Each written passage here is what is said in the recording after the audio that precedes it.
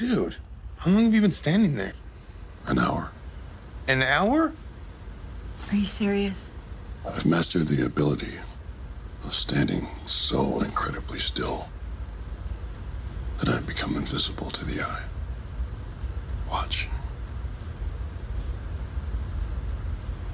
You're eating a Zarg nut.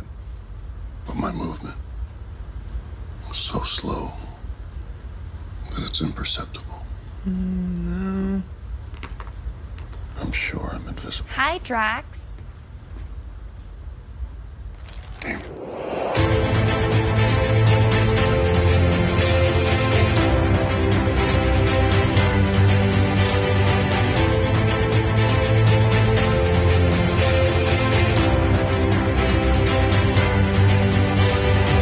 Hello and welcome back to A Stark Contrast, where we discuss the differences and similarities from Marvel Comics to their MCU counterparts. And we're your hosts, Geoffrey And Dai. Hello, and welcome back, everybody. WB, Woo! what's going on? We are back in rainy California. It has been flooding apparently for the last 3 days. Yeah, man. Did you see? Oh, yeah. You saw that clip I sent you of Disneyland. Yeah.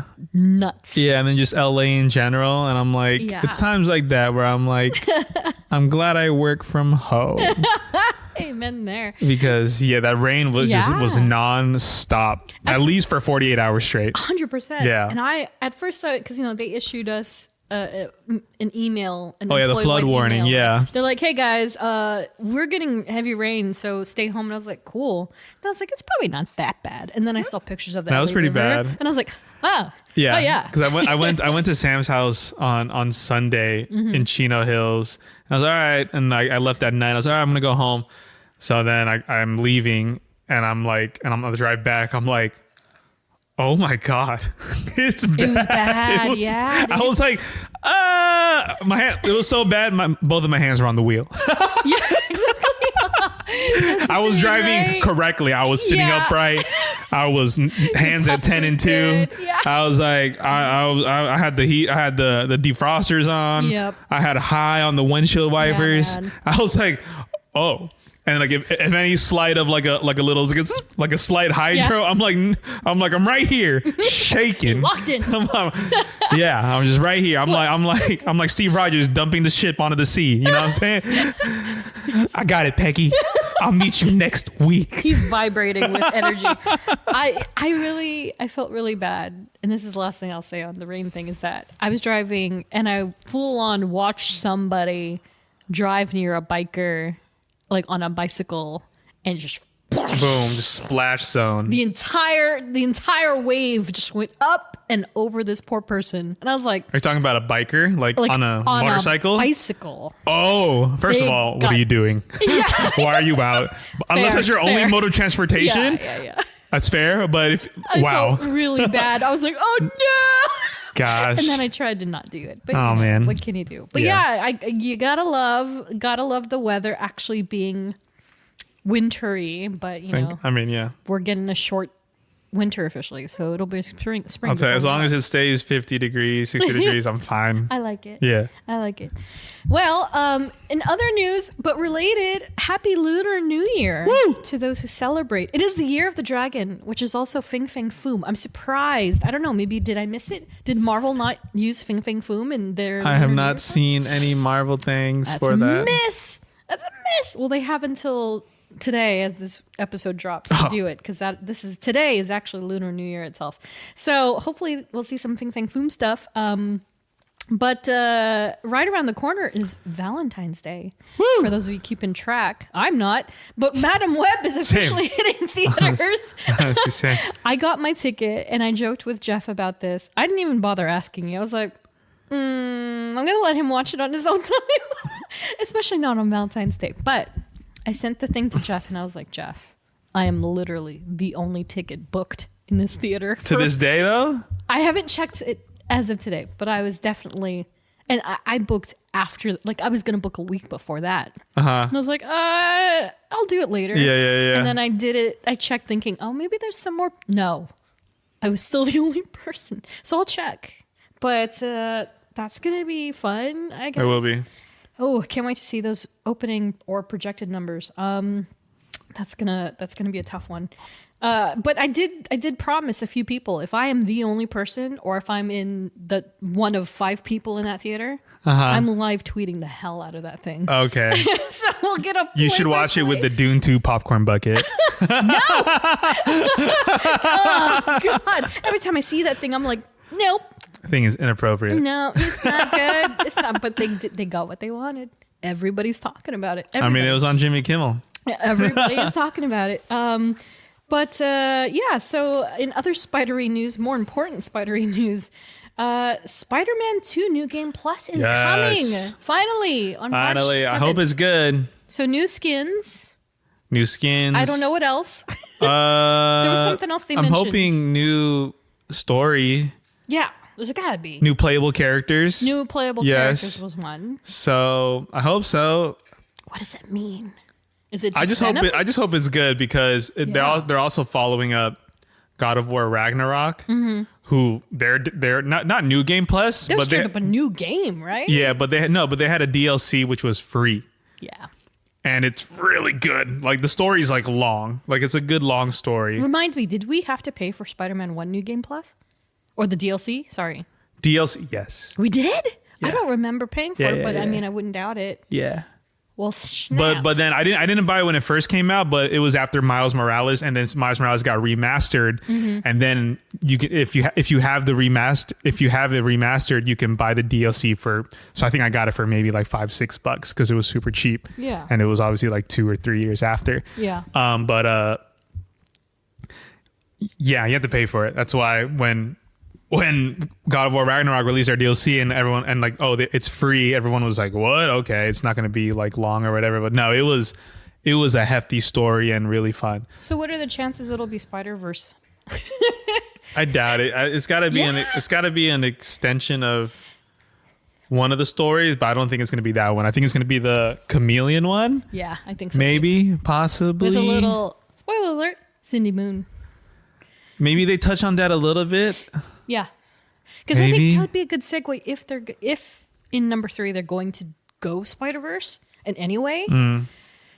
That would be a good thing to kind of usher her into. Yeah, unless she is the new character that you get to play as. Maybe, right? Maybe. I was like, wow, that would be kind of amazing. I just hope it's just extra content that you can spend hours. Yeah, that's it. That's all I care about. I don't want to finish it in 2 hours. I want to finish it in like 9. But we'll see. And finally, in other Marvel news, so although Rob Liefeld is officially leaving Deadpool behind as far as the actual comics go, the trailer is expected. So if we're recording this and it's dropping on Saturday, the trailer is supposed to drop tomorrow. Yeah. For Super Bowl Sunday. So any predictions? That's what everyone's like. Right. That's what people have been predicting for the last couple months. Right. So, I mean, it's the perfect time to do it. Sure. Might as well. Do you think it's going to be like a tiny, just a tiny I think it'll be a teaser. Teaser trailer. Like a 30-second teaser. Yeah, okay. And then the real trailer will come out when it's supposed to. I don't know when they usually come out. Yeah. Maybe a month after? Yeah. Whatever? Yeah. Or a week after? Yeah, depending. I'm on YouTube a lot, so I always get the Marvel trailers recommended to me, so I will be waiting. Yes. I don't know if I'll be watching the game. I don't know if I'll be home to watch the game or whatever, but yeah, definitely going to wait for that YouTube drop. Yeah, so. Yeah, excitement.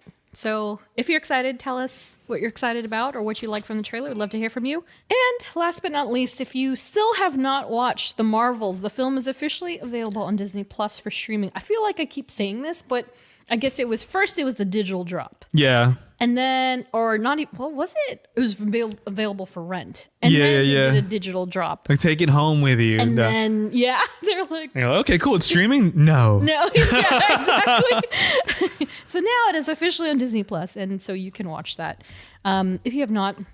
But again, seeing more, people. Can finally rewatch it. Yeah. Now I'm just waiting for the assembled on it. Yeah. Oh, yeah, which should drop any day now. Which, reminder, I have not seen the Echo assembled. Oh, you haven't? Yet. No, it's really good. That is, is it good? Yeah. And but that is also streaming, so get you some of that.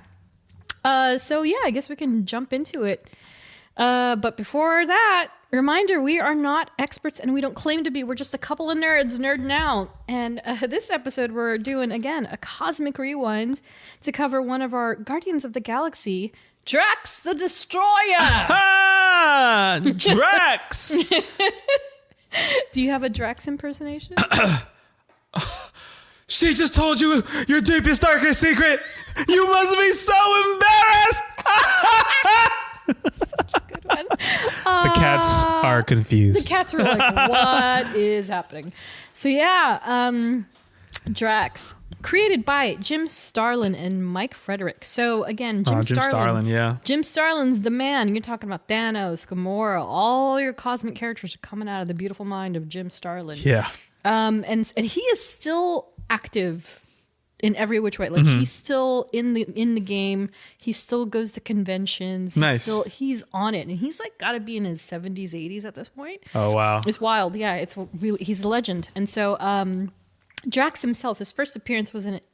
Okay, this is going to be interesting because, who was it? We've been covering characters where their first appearance is like in a very unlikely title.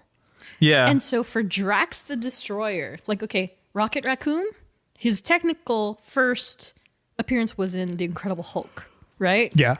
Drax the Destroyer, Invincible Iron Man, Whoa. number 55, cover dated February 1973. So, you know, almost to this month. This is essentially Drax's anniversary.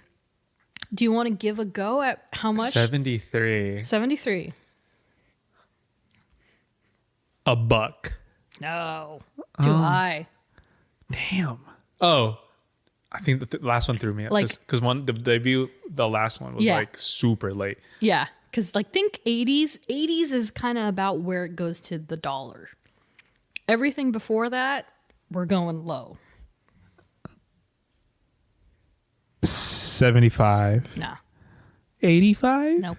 Lower. Lower. Oh. It's a whopping 20 cents. Not even 25. 2 dimes. Damn. 5 nickels will Wow. get you this issue. And so here is the cover of Invincible Iron Man number 55 with Drax there in the center. Oh wow. Very different from what you might be used to. Oh my gosh. Right? Quite different. And so I'll post this on social. And yeah, it's certainly a different era.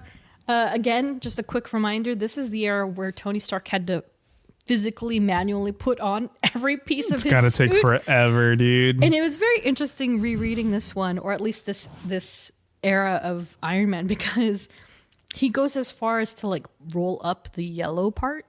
So like I was like, wait, it's like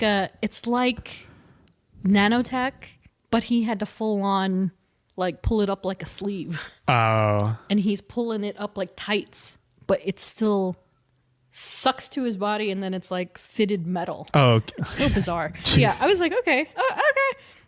But yeah, anyway, so this issue, the cover price was 20 cents, and then in modern day ages, there is a reason. I was thinking about it the other day, because Drax is actually one of the Guardians of the Galaxy that I don't own the comic yet. Very rare. I have everybody else. I have literally everybody else except for, I think, Yondu, Groot, and Drax. And it's because they all fall in this really expensive tier. Oh, really? But there is a good reason for it. So the highest on short box is a CGC 9.6 for a cool $5,000. Whereas biggie. eBay has a CGC 6.5 for $1,900.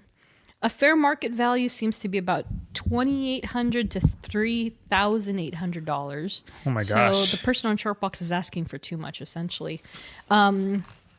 But, you know, I mean, hype is hype. So they're going to get as much as they want for it. Whereas the lowest I found was a CGC 3.0 for $425. 4.0? 3.0. 3.0? For $400, yeah. Gosh. And then a 2.5, ironically, for more on eBay for $445.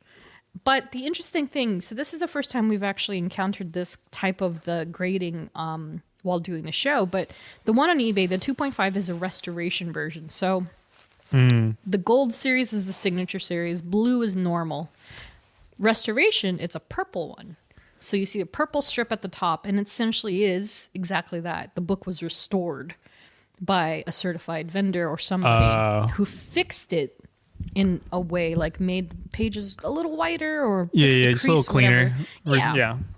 But but yeah, so it's restored from its original quality. It's still lower in condition, but it met regulations necessary to make rank. So that's 445.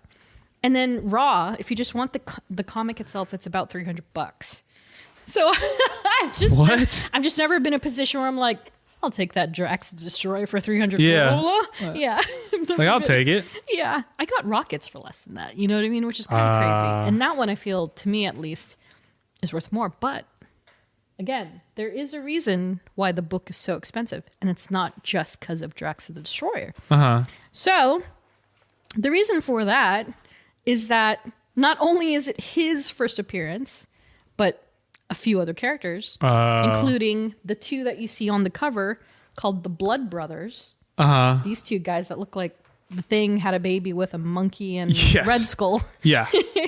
A character named Mentor, a character named Kronos, Mentor's son, Star Fox, and Star Fox's brother, Thanos. Wow. Yeah. So they all come in at that same time. A Jim Starlin comic. Yeah. Exactly. Jim Starlin was like, screw it. Let's throw everybody in there. Exactly. So they're all making their first appearance in this book. That's crazy. So that's what kicked it up. Like, I think Drax is like actually on the bottom. So I would say it's Thanos, Drax, Star Fox, Kronos, Mentor, then the brothers, in order of importance. But yeah.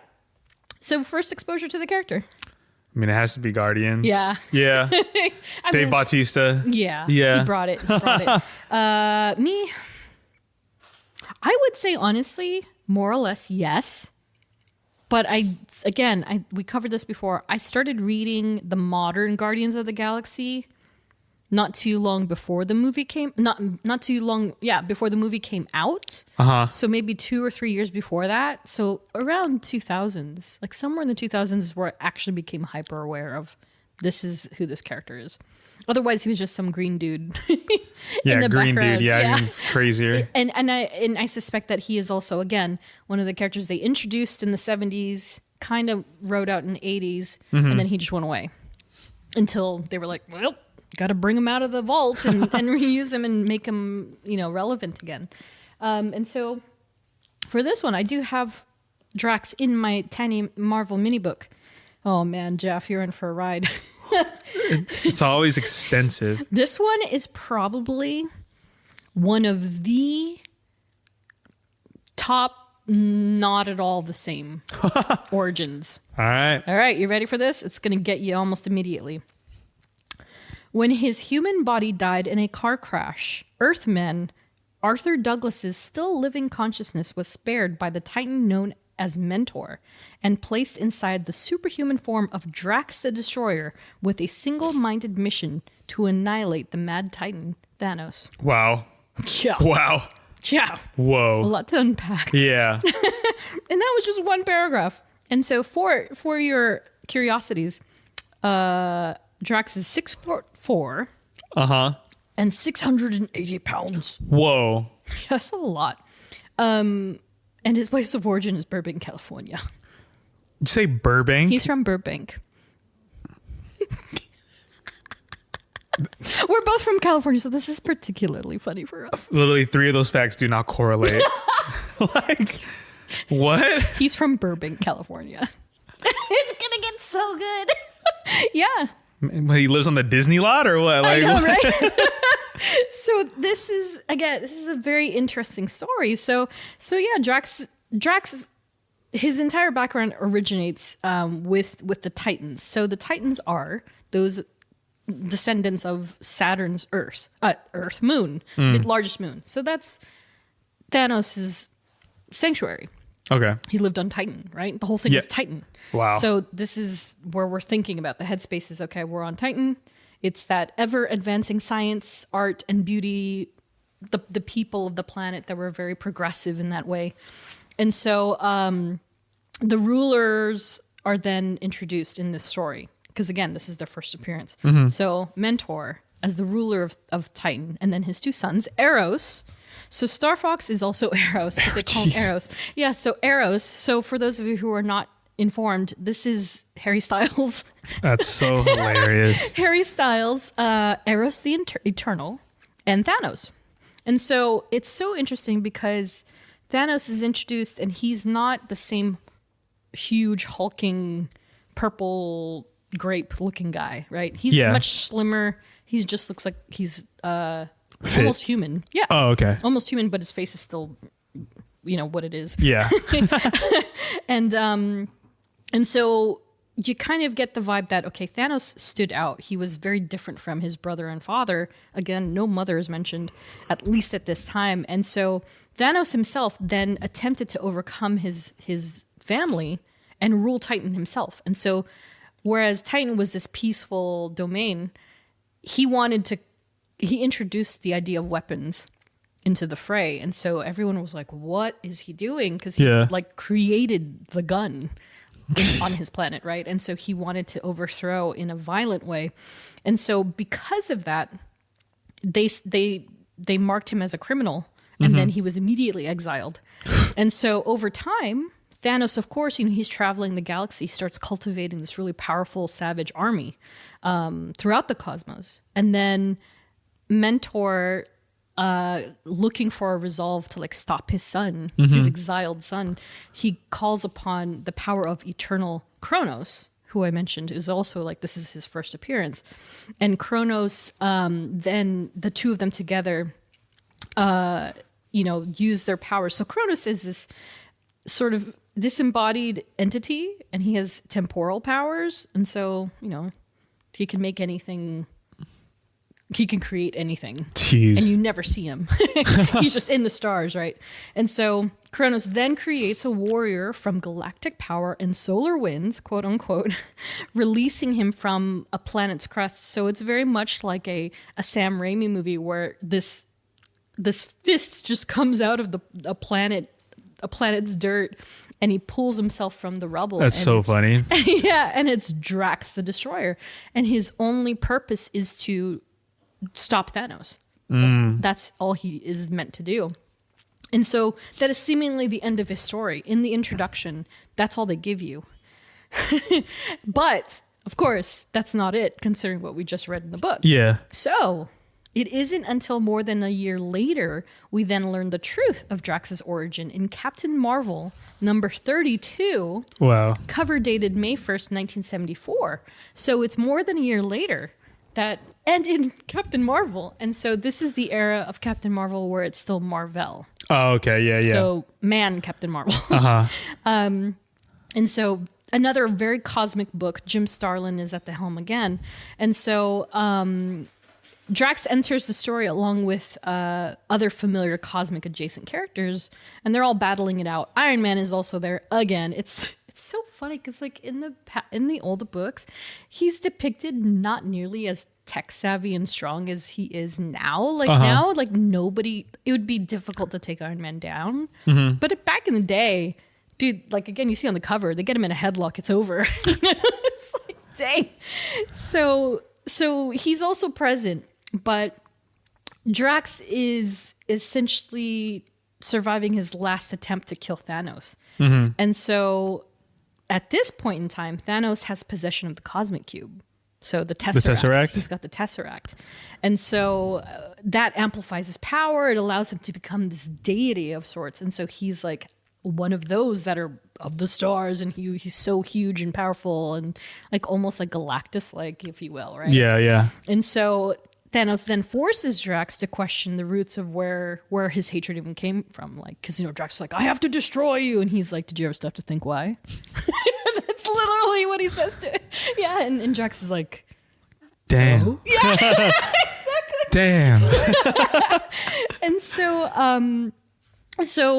then Thanos, equipped with the Cosmic Cube, uses that power to unlock the memory that is essentially kept away in Drax's mind. But of course, this was I don't know if they planned this or if they just thought, we should probably give the man a better storyline. And so Thanos unlocks this memory. It's then we're introduced to the scenario. It's a picture, if you will. I think I have the screenshot ready, but it's 1953. There's a long stretch of a dark road in Nevada. Mm-hmm. And a man by the name of Arthur Sampson Douglas is driving on the road with his wife Yvette and their daughter Heather after seeing his favorite musical artist in concert, Elvis Presley. Okay. And let me just say, I didn't expand on it later on, but Arthur was also a saxophonist.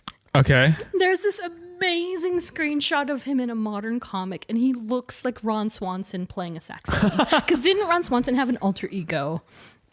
Yes. What's his name? You know what I'm talking about. I right? do know. I didn't watch that show religiously, but I'm aware my of that. gosh, Yeah. yeah. Like they figure it out. Like what? Yeah, Ron? It's basically that. Okay. That's what Arthur Douglas looks like. And so yeah, they're on the way home. They just saw Elvis Presley. They're jazzed. They're going back to Burbank, and then it's a dark The Burbank night. thing kills me every time, so dude. That's just. funny.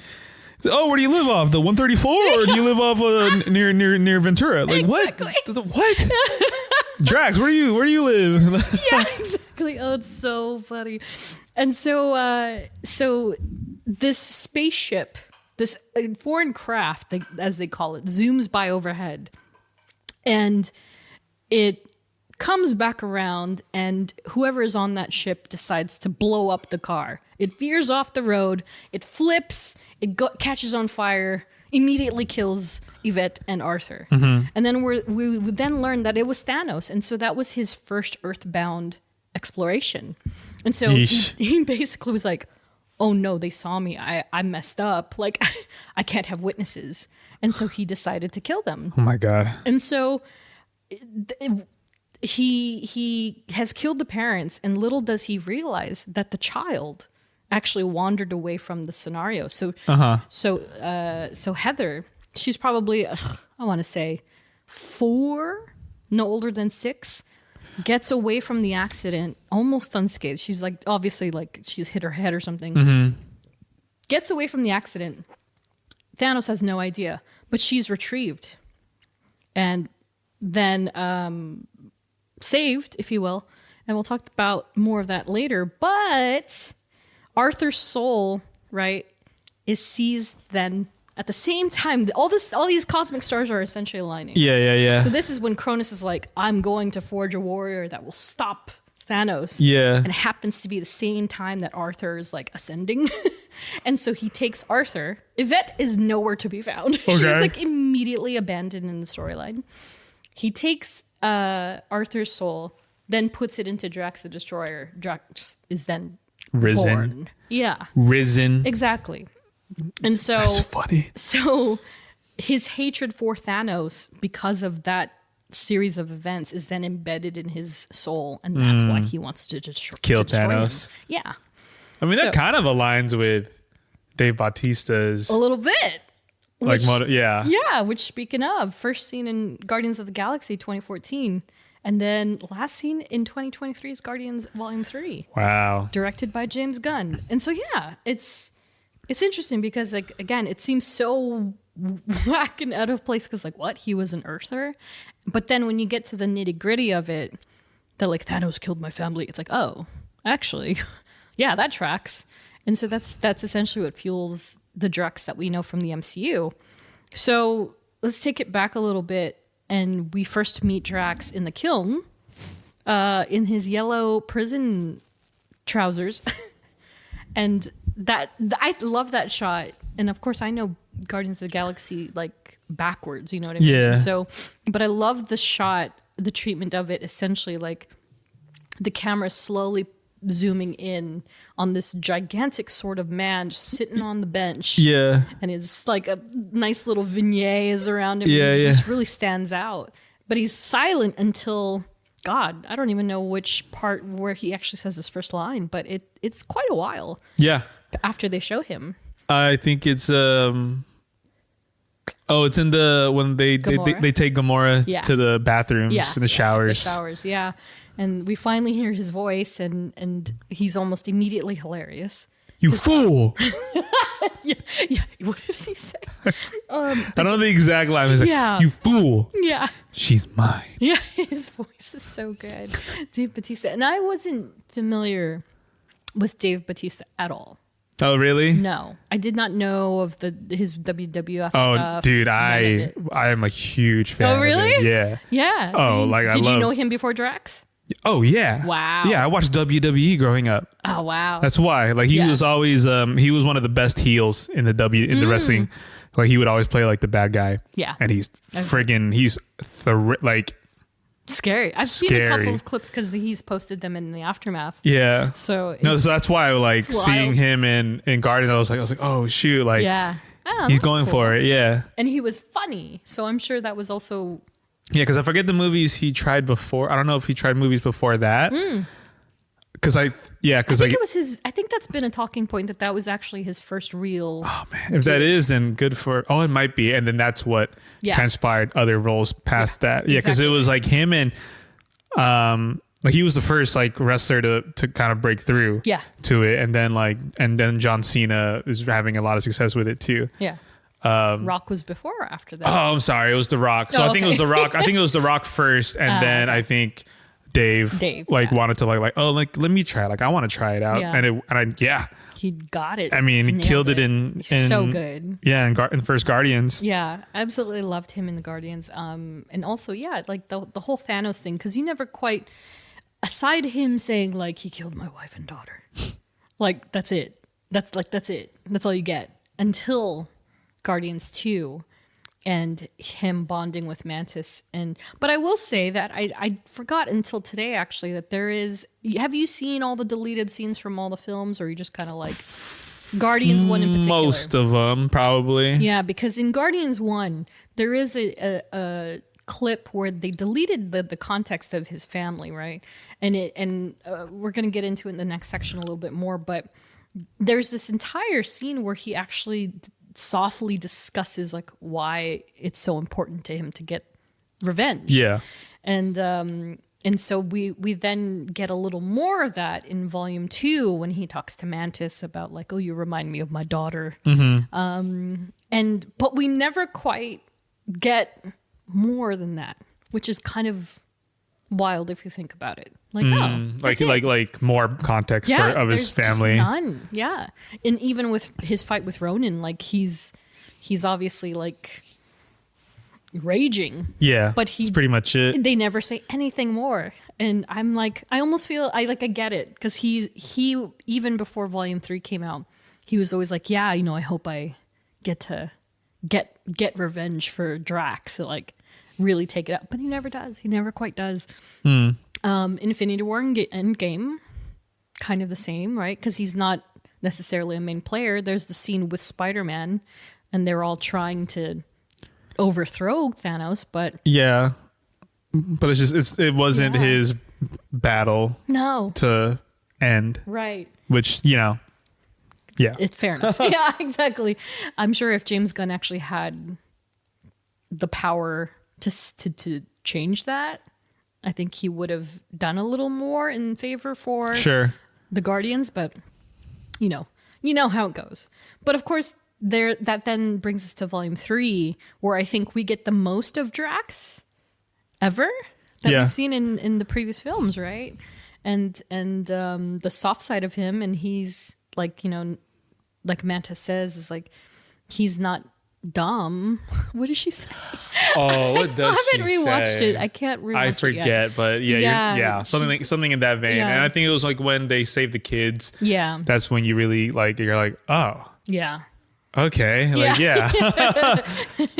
And he's just so much more than literal context. He's more than just the literal. I remember. buffoon. Was it Nebula was like, you know how to speak their language? Yeah. Yeah. Why didn't you say so?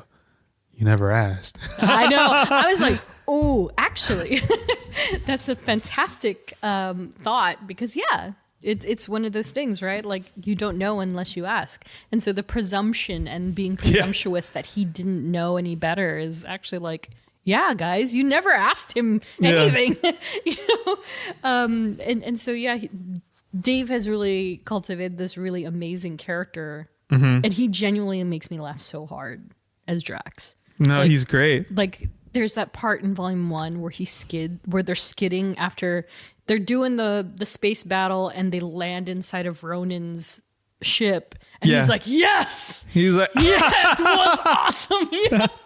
Makes me laugh every time. And then, of course, the iconic Infinity War scenario after Star-Lord and Gamora are making out. yeah. She's like, how long have you been there? What does he say? He's like 45 minutes. Eating his Zarg nuts. And then, like what the whole invisible thing. Yeah. Like, do you know, maybe you know this, because I don't know this.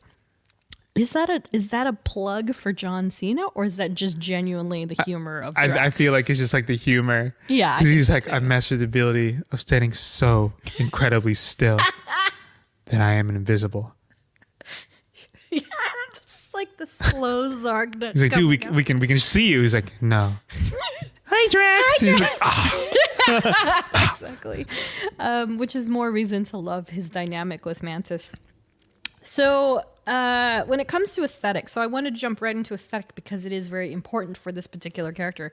And so on our doc, Jeff, you'll see like 3 iterations of Drax, 2 are comic and 1 is MCU. And you can see right off the bat, Drax has undergone some modifications over time. And so he leapt from this very classic purple and green, caped, brute looking reminds me of superhero. what's that? The Martian dude from DC. Oh. Martian Manhunter. Martian Manhunter. Is that it? Maybe. Martian dude. Martian dude. Yeah. Martian. You're right, actually. Yeah. Martian Manhunter. That's the vibes it gives Oh, me. interesting. Okay. That's a take for sure. I mean, I'm thinking of also the version he from looks like a few things put together. yeah. I'm thinking of the version from the Bat flick. Post credit. There's a post credit scene. Oh yeah. Yeah. Actually, yeah. Yeah, that's pretty good. Yeah.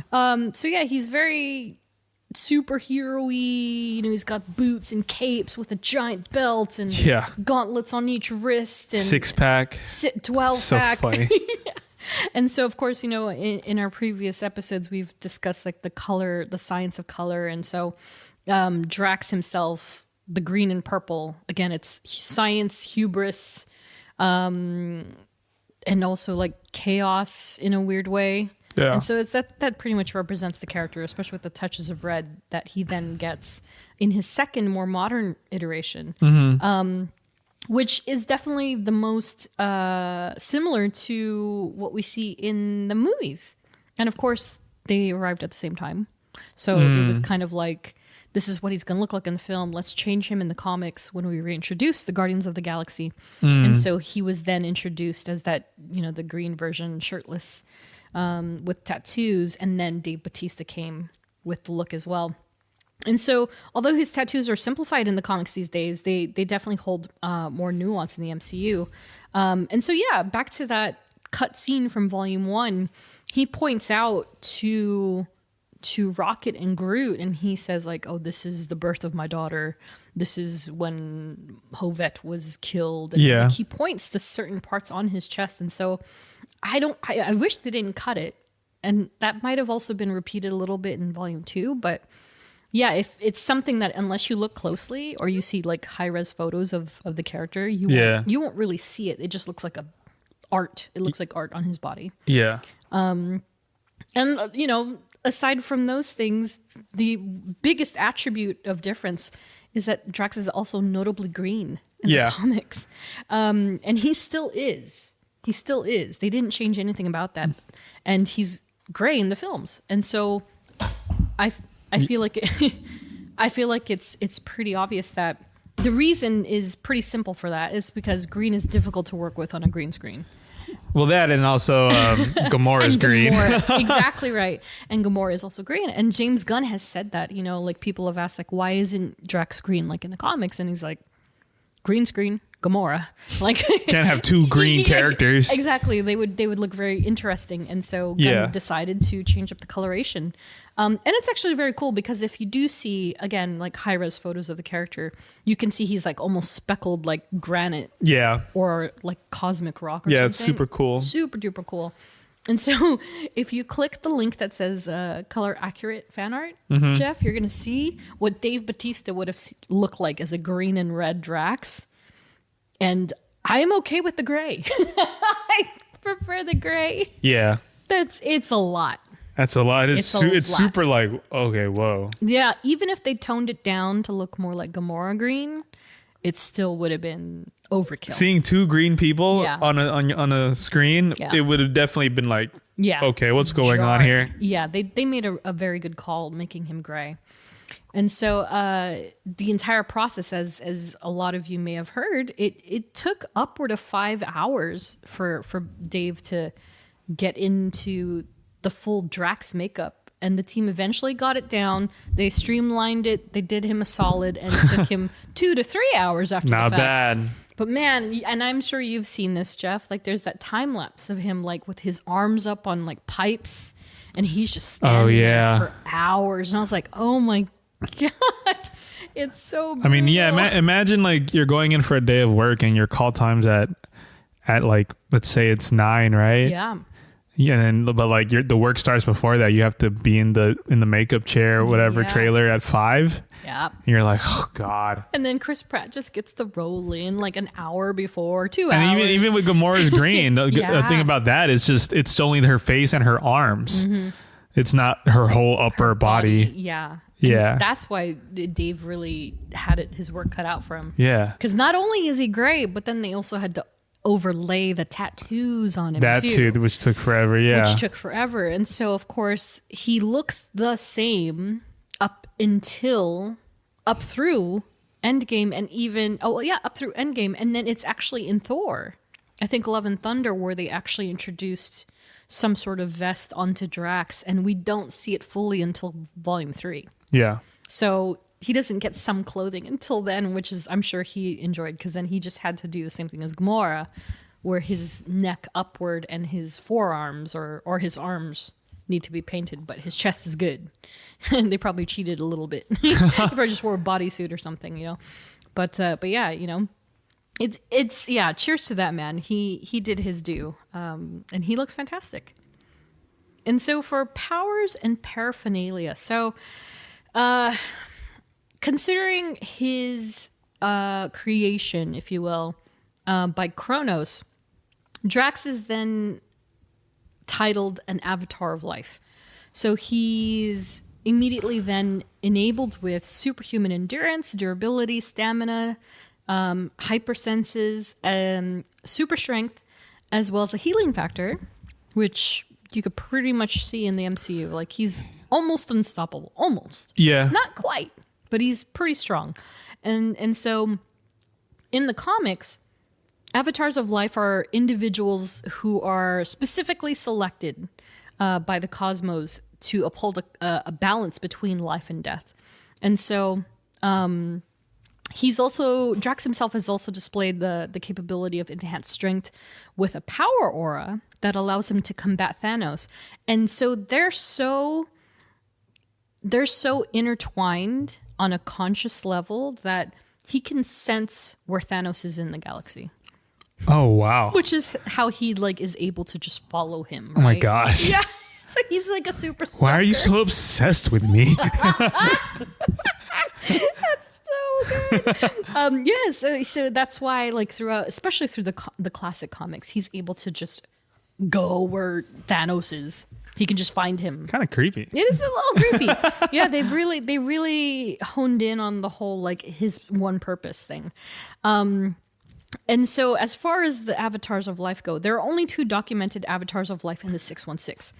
And so that's Drax and someone we've kind of touched on here and there, the Magus, aka Adam Warlock. Oh wow. And so there are 5 Avatars of Death, however, or they call them also Advocates of Death. A couple of these you might have heard of. And they Advocates of death of the girl death, the character death, or just death? Death. Yeah.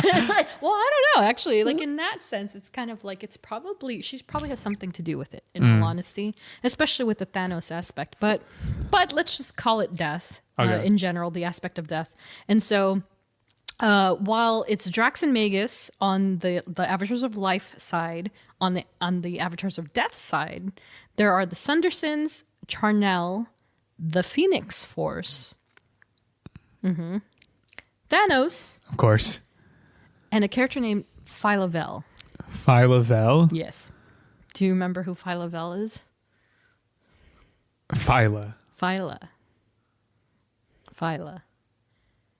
Is that little girl? Yeah. The little girl from Guardians of the Galaxy Volume 3. Yeah. Yep. Her. Wow. Yeah. Yeah. Whoa. Yeah. It's basically Drax's daughter in the MCU now. Yeah. Exactly. Oh no, she's a Guardian too. She's a Guardian. She's a Guardian. Yeah. So that's the wild thing. So Phyla is definitely, she's got this whole other thing in the comics. Maybe one day we'll speak more about her, but yeah, very interesting background. So that little innocent child that you see in Volume 3 is very different from her comic book counterpart. One being that she is indeed an avatar of death. But back to Drax. So yeah, in the MCU, he's simple and straight to the point. He has superhuman strength, durability, agility, stamina, and healing factor, as well as impact-resistant skin. So the thing about the comic book Drax is that they most liken him to Hulk. He's like Hulk. He's just smaller, but bigger than a natural human being, if that makes any sense. Yeah. So that's why initially he was really able to combat against Thanos, because Thanos, without the cube, was not much bigger than him. Yeah. Whereas in the MCU, Thanos is huge. He's big. He's a big boy. But yeah, so beyond that, Drax, both MCU and comic, is notably never without his knives. And of course, as we know, it's a running gag in the MCU. I like this knife. I'm keeping it. Yeah. What? That was my favorite knife. That was my favorite knife. I love that guy. Like, he's so funny. Yeah. So next up, love interest, short but sweet. There is one person on this list, and no one is, to no surprise, it is Yvette Steckley Douglas, aka Hovette or Ovette in the MCU. And so yeah, in the comics, not unlike the MCU, not much is known about Yvette. Beyond what we previously mentioned, she's from Burbank. Dude, it throws me off every time. I'm like, no, they're not from LA. Like, what? Like, what does that mean? It's so funny. I don't. It's gonna that literally checks me every time. Right. And despite nearly 20 appearances and mentions in the comics, we still seem to know more about Heather than Hovette, or than Yvette and Hovette. Even though Ovette, I'm going to call her Ovette. It just sounds like a play on the word, on the name Yvette. 100%. Yeah. That's exactly what it is. And so they like specified it, if you will. Sure. So it's, instead of Yvette, it's Ovette or Ovette. And so yeah, even though Ovette doesn't have an MCU counterpart, she's mentioned constantly. So there is also that, it's dawning on me right now, like in the beginning of Volume 2, when they're on the which is it, the Bowie at that point? The Bowie? Yes. It was the Bowie already, right? Not the Milano, it was the Bowie. I think so. Yeah. So they're on the Bowie, and he's talking to Star-Lord after Gamora has abruptly left the room. Mm-hmm. And then he's like, I remember the first time I saw my beloved Ovette. It was like a room full of people were dancing and she was not. Like she was completely still. Yeah. And so there are these little flickers of like characteristics about her that you learn. But you never get an actual visual of what. Yeah. But that's still more than the comic, which is crazy. Oh, that's funny. It's so funny, yeah. And so, so through the recollections, we get to know Ovette. But even the PlayStation game, we actually get to see her in the game. Do you remember this? Yeah. And so they've actually given the first real iteration of what Ovette looks like. And I don't have the screenshot on me, and maybe I'll post it. But yeah, they didn't quite look like exactly like Drax, but they're adorned with like gray, black, red coloring, right? Both Ovette and their daughter.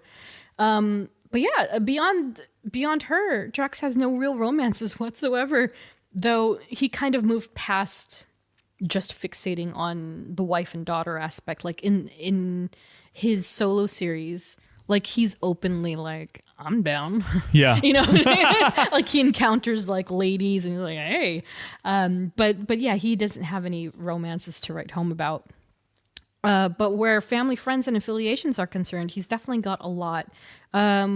We'll start out with the most important of them all, which is Heather Douglas. So this is a very interesting aspect of the character's backstory because, again, in the origin or secondary origin, she's literally a child who walked away from the accident. But it's so much more than that. And so she was then abducted by, I believe, one of Mentor's men.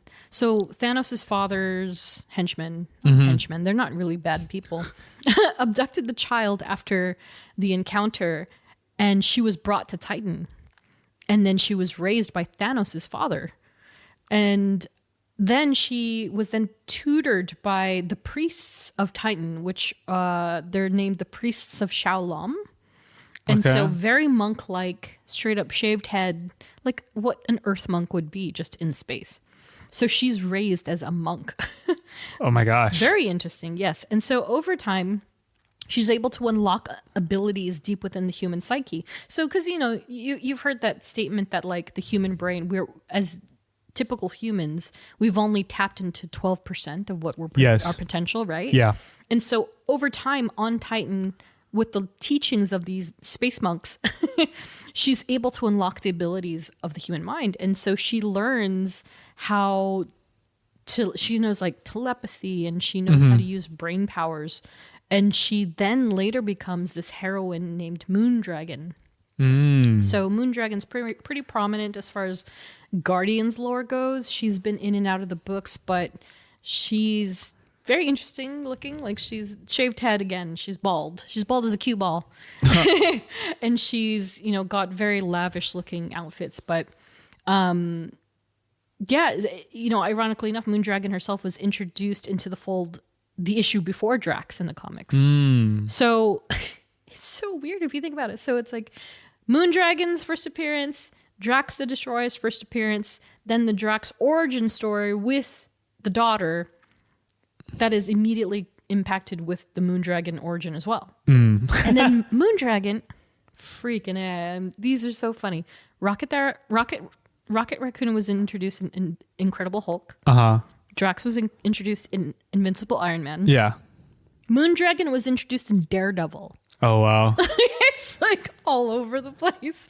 But I could tell it was sort of like they had to position stuff. Yeah. Like we got to get this drop out. Like we got to. And so they're just like, Yeah, I wonder how that worked back then. I don't know. It seemed a little chaotic. If you look at it within that short frame, it's like, what are they doing? Yeah, I know. But yeah, so she was introduced before Drax, technically, even though her origin comes a little later, and that's when they're intertwined. And so her first appearance is Daredevil 105, cover dated November 1973. Oh, after. If he's February. Yeah. So I just course corrected myself. There you go. Shortly after. But yeah, but it's still before the origin story came together. Okay. So maybe they just thought, yeah, let's do it. I don't know. Just throw it in there. Yeah, just throw it in there. So, and then I wrote a side note here. So after an early encounter with Moondragon in the comics, Drax was, he had, I don't know if you want to say he was killed, but he was reborn, essentially, because his mind was so messed up. And so when he was reborn, he kind of shrank down from his very Hulk-like exterior to something a little more moderate, which is like the Dave Bautista, I would say. Yeah. And he lost some of the previously mentioned powers. So he's just very much a warrior, super strength, but not nearly, what would you call it? He's just not nearly as strong as he used to be. He's not OP. Yeah, exactly. He's not OP. He's not OP at all. He's just a very, very seasoned warrior who's very good at what he does. And so in the MCU, there is no Heather Douglas per se, but there has been a Kamaria that has been mentioned very, very much, just like her mother Ovette. And so even though there's no MCU counterpart, we do get a gigantic chunk of Kamaria in the PlayStation game again, which I love that.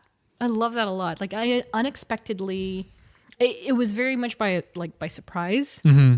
I was so used to not seeing either one of them that I was like, oh, they're just gonna mention them, and then, but like you get, it's a whole backstory. It's a whole backstory. Loved it. Made me cry. Definitely made me cry. Yeah, it was pretty good. No, I love the game. Yeah, super duper good. I'm trying to convince one of my other friends to play it. He hasn't played it yet, and I'm just like, come on, man. You gotta play it. It's really good. Play it. It's great. But yeah, so we even get to visit their home planet, right? And that is Catathian in the game, as far as I remember, because you're like chasing her through the garden or whatever it was. Yeah, it's really great. And needless to say, but I'm going to say it anyway, Drax's home planet actually varies depending on the material.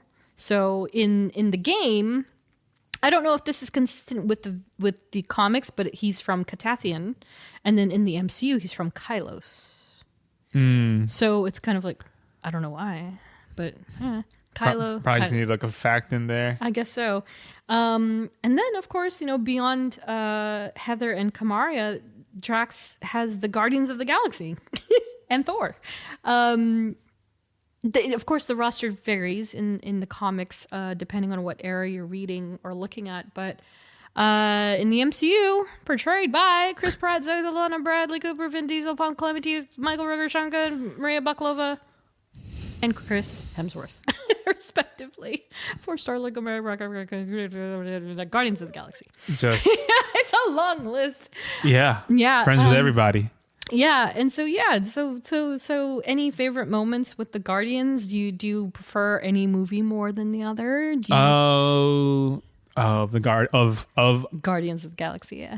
Volume 1, 2, or 3. 1, 2, or 3. You can include Infinity War and Endgame, but I mean they're not truly Guardian movies. They're not Guardians movies.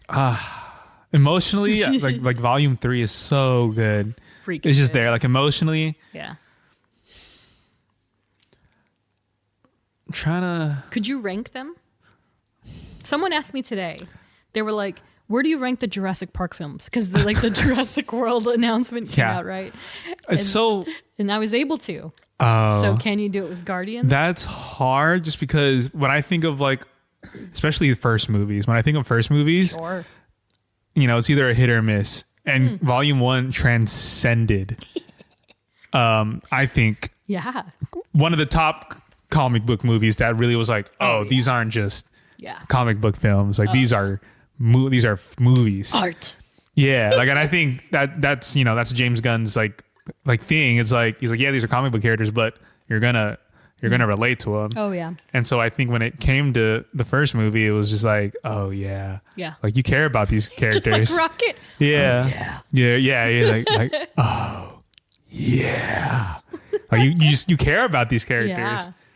Which I think is more dangerous all around, right? Like it's one thing to relate to them and to find them funny and personable, but to that's why friggin' Volume 3 works so well, because you at the end of the movie you got to be like, why did I cry about a raccoon and his 4 friends?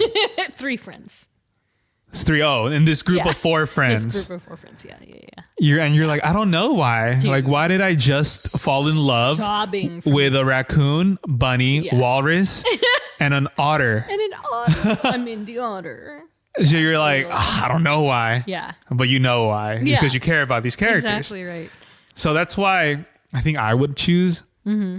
I mean, I think it's also because of Volume 3, you get a kind of like I wouldn't say full circle for all characters, but it's full circle enough. Yeah. Where to like Mantis decides like, I need to find myself outside of the Guardians. Mm-hmm. Drax is like, oh, like I am a good father. Yeah. Like I'm a great one, and I can take care of other people. Yeah. And same thing with Nebula. She's running the nation, running that nowhere. Yeah. And so to rank them. I know. It's so That's hard. really hard. I legit thought I had a listing, and then I kept being like, wait, no, what? Oh. I know, especially for me. I mean, I'm very quick to rank Volume 2 last because like tonally and even the treatment of it all felt different. But I know that's because of Ego, the planet itself. Yeah. It's all because of the environment that they're in. I can agree with that. But the more I think about Volume 2 and the more I think about going back to watch Volume 2, I'm like, dang, it is actually really, really good, though. You know, it's not that it's bad at all. It's just that it doesn't quite hit the same as 1 and 3. For whatever reason. I think I'd probably say 1 is number 1, just because of the like where they were from the beginning of the movie to the end of the movie. Yeah. And just like how all 5 different personalities just worked. Yeah. And you're like, oh, okay. Yeah. Yeah. And how they came together, the whole We Are Groot thing. Tears. Yeah. Always. Dance off, bro. Actually, yeah. I think the dance off. Volume 1 is I think the dance off alone. You said it yourself, We're the Guardians of the Galaxy. What are you doing? Dance off, bro. Dance off. Chris Pratt. Gamora.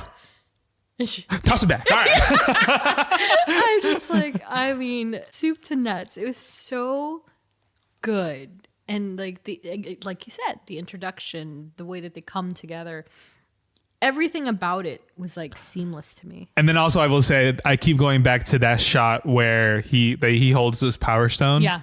He holds it and you're like, oh man, he's gonna die. Yeah, exactly. He's and then all the Guardians come up to, and it's like one of my favorite shots because it goes from like a very chaotic like camera, like shaking, trying to, and then once they're all together, it just smoothens out. Yeah. And you're like, oh, okay. It locks in so hard. I remember a friend of mine, Chris Conway, he like ripped the movie immediately after it hit theaters. Yeah. Because he was like, I just need that scene again. That's all I care about. I just need that scene. And he like would play it on repeat, but for the same exact reasons. And also, like the fact that like Tyler Bates' music is the context is great. So good. And he was like, this is like a perfect scene. And I remember so distinctly, like he like sent me a clip of him watching it.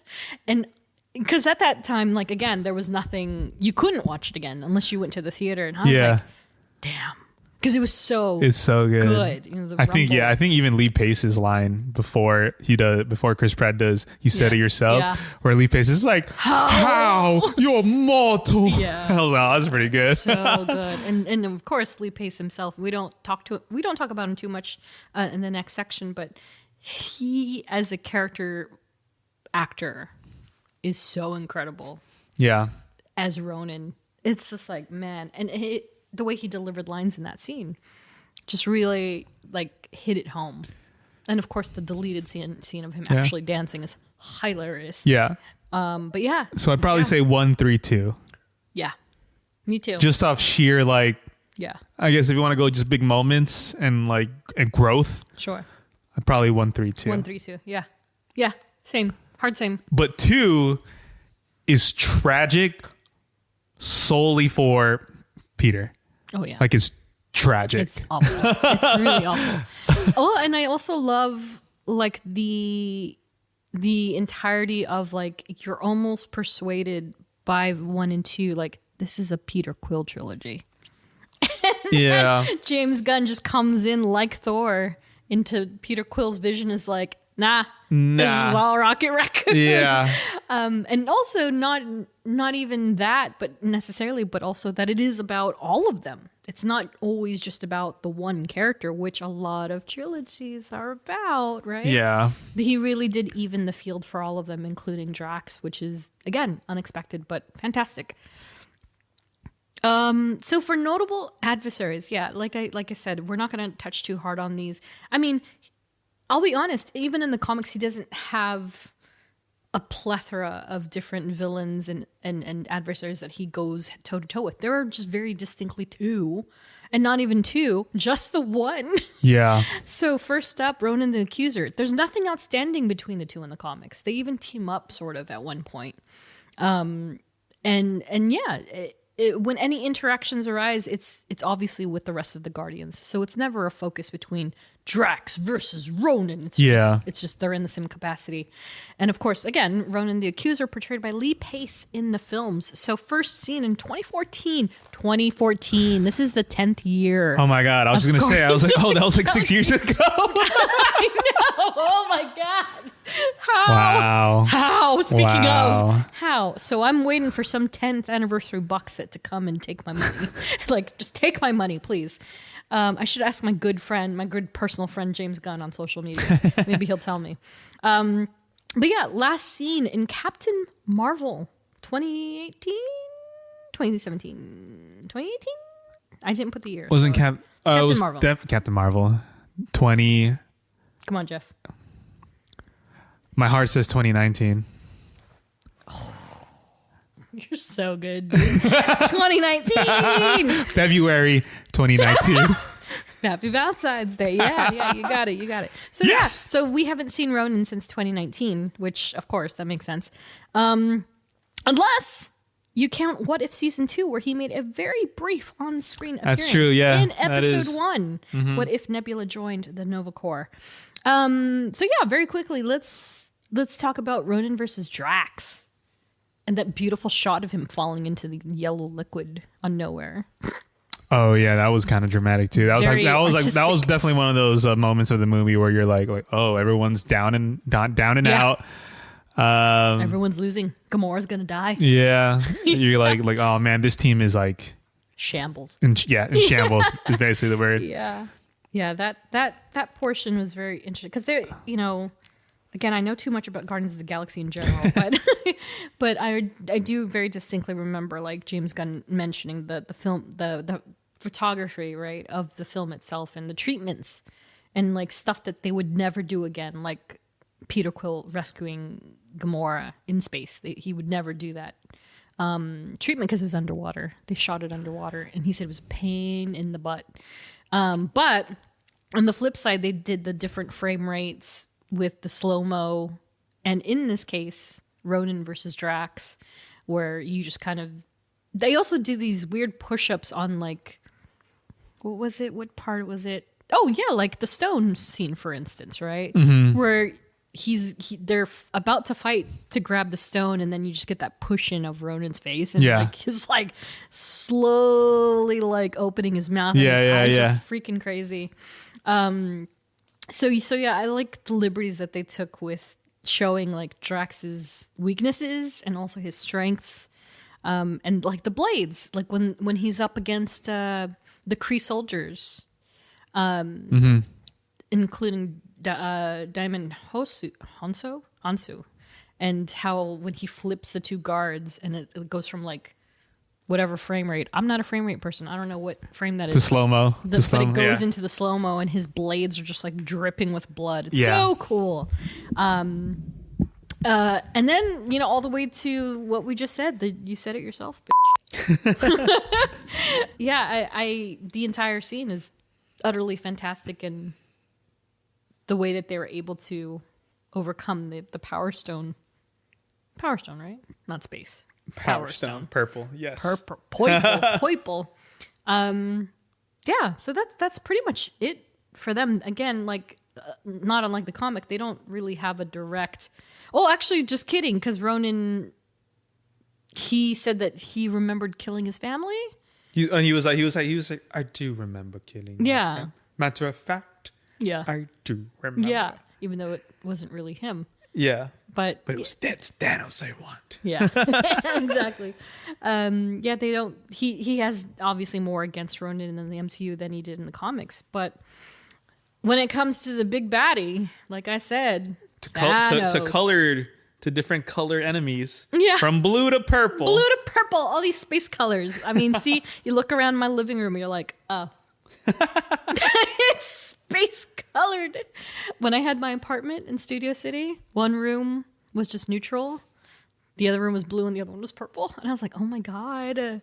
Oh, super quick sidetrack. You know what Sam got me recently from Daiso? Yeah. They have like character like cases. It's like cylindrical, like clear cases. You can put like characters in there. So I'm gonna put like you can put like Funkos in Like them. a holder. Yeah. Yeah. Protective case, Yes. if you will. Okay. It's like cylindrical. Yeah, And so it was like that's cool. because she hates boxes. Well, she hates, which I get as She a. hates like literal like She hates, four like- angles No, she just hates like boxes that like. display boxes. Yeah. Boxes. And it's like just throw them away. Yeah. And it's like, but Filipinos, like hoarders. We're like miniature hoarders. So she was like, please. And I was like, all right, yeah. And so I'm like, Wow. oh, these are really cool. And they're from Daiso. They're super cheap. Yeah.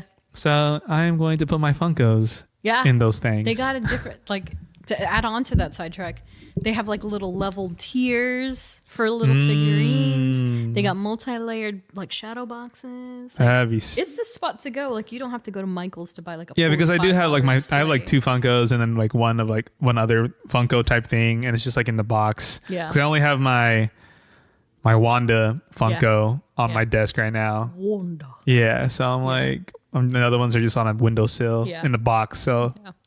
might as well just display them. Might as well, yeah, honestly. So, Thanos. So, yeah, again, we've discussed him throughout this entire episode. If we're familiar with anything about Drax, it's that Thanos is responsible for killing Drax's wife and daughter. And that's maintained through the comic book version, though, again, it's not, he doesn't realize it until Thanos, like, tells him, like, hey, remember what I did? Yeah. Which is also like, why would you do that? It's like, damn. you want to remember why you want to kill me? It's because I moited your family. It's like, what? Murdered He them. murdered her. Yeah, and so of course Josh Brolin portrays the indomitable Thanos, and So he good. will not buy a Dune popcorn bucket. Oh, I'm with him. What did he say? He said, I'm not putting my hand I'm not putting my hand in that thing. Amen, brother. And he just recently visited the La Brea Tar Pits, which I got to discuss with That's him. right. That's As the La right. Brea Tar Pits. Hi, Josh. He also Hey, said, bestie. yeah.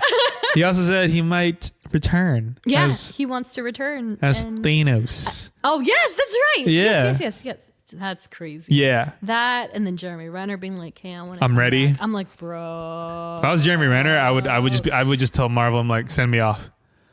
Like, send me off. Like, let's do it. Oh, really? Yeah. Yeah. Well, I just feel like, I just want him to be like, I want him to be there to mentor Kate the way that she needs to. yes. be And I feel like that's totally fine. Like, Yeah.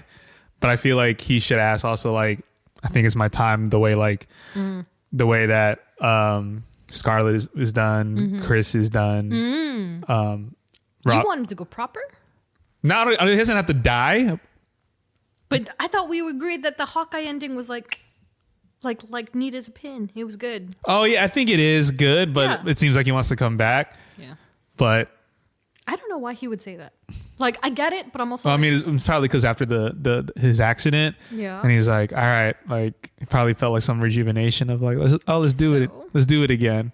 But I mean, yeah, I mean, technically he is in a good place. He's away and everything. Yeah. But if you want to go out with a bang, I guess like one more, not kill. You don't have to kill him, but if you want, No. but if you want to, not allowed. but if you want to, I Let him mean, be normal. Just let him be like, just let him be with his family just let him be with his family. Just like, I'm okay with him coming in. and dying. I'm just kidding. No, like, I want to see him again. I want to see him away from I want to see him as a Hawkeye. I do. But I don't think he needs to be full on in it. You know what I Yeah. mean? Like, I want him to kind of guide Kate now that she is Hawkeye. And that she is preparing for the next iteration of Avengers. Sure. I want him to be in there somewhere. I also want him to have another interaction with Yelena, albeit very brief, but in a good way, where they're not like beating each other up and crying over Natasha, but yeah, like just a little bit, just a little bit, but he doesn't have to die. He just goes home. Like he leaves and he's gone. You know what I mean? Yeah. But if anything, I would prefer that they don't do anything. They Yeah. just leave him be. Yeah. He's gonna be old man Hawkeye one day. Fair. Yeah. Like, let him know. Let him go. We lost too much already. But yeah. Nah, kill him. But it is funny in Josh Brolin's case because, yeah, like comic book told him, they're like, did you know you're the most killed off character in the MCU now? Because he has twice. Because twice. He's died in the films, but also in What If, he dies in almost every episode. Oh, that's true. And he he gets died sliced. he died in Sliced. the Multiverse of Madness. He was dead there too. The Illuminati took him out. Oh, that's right. Yeah, Forgot about that. The ultimate Wow. version of the battle. Yeah, so it's interesting that he would want to come back into the fray. I'm for it, but if everybody's forgotten about this because no one's talking about it, when they open that new ride in Disney California Adventure, supposedly that's all multiverse Thanos. Oh my gosh. He's the guy he's the why there's a ride, you know? Oh, that'd be sick. And I'm pretty sure it's him. So maybe that's what he means. I don't know. Maybe. I welcome more Thanos. I'm good with it. If it's an AU, like it's like a multi-dimensional thing and it's like another version of him, cool, bring it. Yeah. Like I'm cool. I mean, he's so good as Thanos. He's just too good. Yeah. Who doesn't want more Thanos? Drax doesn't, that's for sure. But yeah, like we mentioned above, Drax never quite gets his revenge, despite anything. Even after all is said and done. But yeah, the Mad Titan is nowhere to be found. So yeah, I guess he won. Drax kind of won. Depends what universe you're talking to. And so speaking of other universes, other versions and other media, he's obviously very much present in animation. You know, there's the Guardians of the Galaxy cartoon. Yeah. There are different variants, but I did just want to quickly mention the video games. And so the first video game I wanted to mention was the one that I played throughout lockdown, actually. Guardians of the Galaxy, the Telltale series. Oh, maybe it's before. And he was voiced by Brandon Paul Ells. And it was a choose your adventure game. And it came out in 2017. But they dropped it like once a month or once every, I don't know what it was. But you only got one chapter at a time. And I think there's 5 chapters total. And he like died at one point, which is really traumatic for me because I was like, oh, I wasn't expecting that. Like you have to choose, like, are you gonna let it's a battle, you're trying to escape this tunnel like thing, and Drax decides on his own that he's gonna get into the chute that like he could vacate from the spaceship, and you have to choose whether or not you're gonna stop him. Oh. And I would always be like, no, I want him to go fight the bad guy like Drax does. Yeah. So he launches out and is immediately killed. And I was like, oh my gosh. And you can't take it back. Like you can't go back to the chapter before and be like, just kidding, I'm going to choose the other one. No. The game does not let you rewind. If you wanted to, you'd have to start from the beginning. And so I was like, oh my God, he died. But he does show up later on. Like he didn't die. He did get digested by the monster and you think he dies, but he does kind of what he did in volume 2 where he's like, I'm here. You know, like he bested the animal. Yeah. The beast. But yeah, the Telltale Drax very closely resembled the Drax we know from the MCU. And again, a little more backstory to his family, but not as much as Marvel's Guardians of the Galaxy, released in 2021, where he was voiced by Jason Cavalier. And again, a very familiar version of Drax, but that version, I believe, is more fleshed out than any of them that we've ever seen. Again, simply because of the fact that we not only see the home planet, but we see Ovette, and we get to engage with Kamaria. So that's probably the most we'll ever see of the MCU version, because who knows if we'll ever see MCU Drax again. Rip. I agree. Yeah. Almost was. So I didn't look too deep into this because I feel like Dave really kind of got it from the get-go, right? Yeah, like I think so. He had it before He got it before. Pratt. Yeah, was cat because then they had that screen test. Exactly right. So they have this incredible screen test that you should definitely look up. But yeah, again, it's one of those things where you kind of know he's got it locked down. But of course, the one really, really big name that was also considered for the role was, of course, Jason Momoa. Of course. Of course. Yeah. Of course. But yeah, I don't think anyone came as close. I just looked up very quickly. There's another wrestler by the name of Shad Gaspard that was also considered for Drax. Of course. Oh, yeah. Diamond Hanso. He was also considered, but he ended up getting the role of, what's his name? Korath instead. And then another man by the name of Brian Patrick Wade. But yeah, everybody was like, the floating fan casting. No one was really concrete, I would say, aside Momoa for the most part. And Hanso. They were kind of the front runners. Mm-hmm. And then Bautista just freaking took it, It was his. So the future of the character in the MCU. No future. He has no future. I think he is done. Yeah. He is done, so. Even with even if new Guardians come up. Yeah. No. I don't think he'll come back. He's done. I don't think. Dave said he doesn't. He's like, I don't want to go through that makeup routine ever again. Yeah, he's like you said. Once upon a time, he's an older gentleman now.